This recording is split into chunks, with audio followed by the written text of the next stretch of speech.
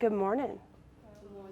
All right, so today we're going to learn how a computer classifies an object. So does a computer think the same way that people think? Does a computer have emotion? No. No, so it needs maybe a yes or no question. So let's look at that. So we're going to be able to explain how we're going to use a decision tree to classify an object, right? That's your learning goal. And how to introduce new, in this case, minerals to your decision tree and test out if your questions worked or not. Alrighty. Our first question for the to classify the minerals, is it white? These three we would say is white or closest to white. So our next question for this side was,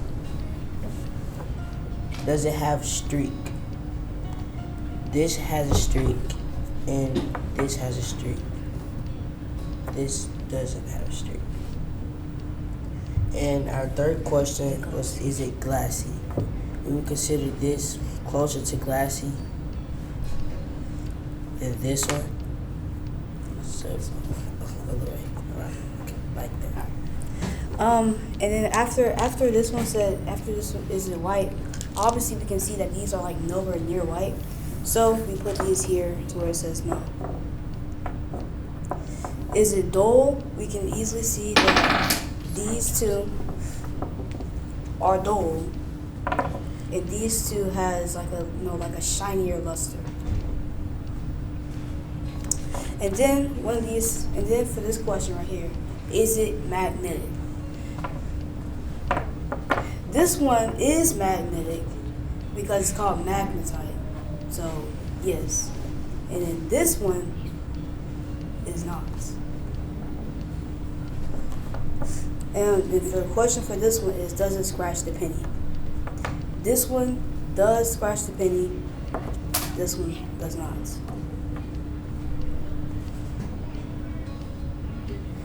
And for our two add-ons, these two. Is it white? No. Is it dual? This would be yes. This would be no. Is it metallic? No. Is it magnetic? No. Is it metallic? We consider this yes. We consider this no. For this, does it scratch the penny? It does not scratch the penny, which end up these two in the same box. Does it have a black streak? Yes and no. And that's our tree.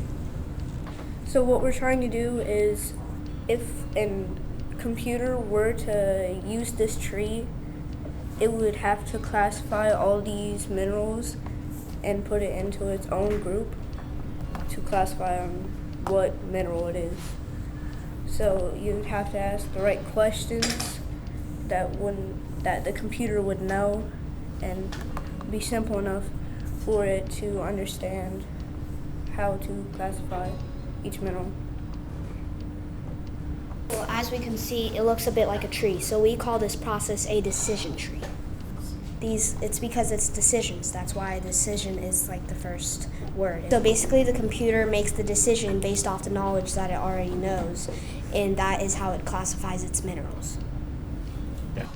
So the root note is really when we ask the question of like, we have to split the minerals. It has to be like even, but if it's like an odd number or something like that, it doesn't have to be even, but it has to like mainly be even. Like it can't be like 2 minerals over here and 5 of them over here. That's no. It has to be like 3 over here and 4 over here. It would just be better that way. And then we just started off with a question so that they can easily split off the minerals in easy ways, so we can just classify them all the way down until they belong in that one group. I can use this decision tree to know, to like classify my mineral and know which mineral is which. Do we need a lot of opinions or fact questions on Facts. this? Why? Because opinions is because computers don't have emotions and people do, and facts is just like what the facts are about the mineral.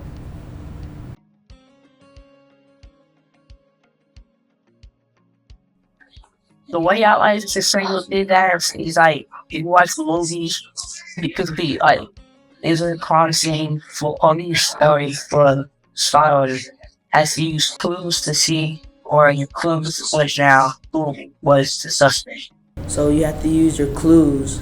So you have to there's multiple people in the crime scene. You have to figure out which one or who did the crime. So you have to ask questions and eventually lead down to the own individual. All right, so what I wanted to add on is like AI. You know how like AI, as us humans, we already built AI to program what questions it needs to ask in order to identify these minerals or pretty much anything. All right, so today we were looking at how computers make decisions, and the way we're starting this is with decision trees. We started with a parent node, so the kids had to come up with a way with features of how to identify a mineral and ask yes and no questions to categorize their minerals. The goal is for the kids to eventually learn that we can program a computer to do this. Now, most of the time, we're not going to use a decision tree to do a huge app. We're going to turn it into what's called a feature vector, which would be the next step to this lesson, where they're putting it in a chart with 0 for yes and 1 for no. And so all those features, they would do the mineral's name, they would put the feature, and they would either put 0s and 1s. And that would be programmed into the computer so that the computer could identify the different types of minerals. Later this year, we're going to take them to the Coca-Cola Space Science Center, and we have actually programmed an app there that will identify rocks using this technology. And it's 7 or 8 rocks specifically, but it had started out with a decision tree. So they'll get to see the back end of this after Christmas.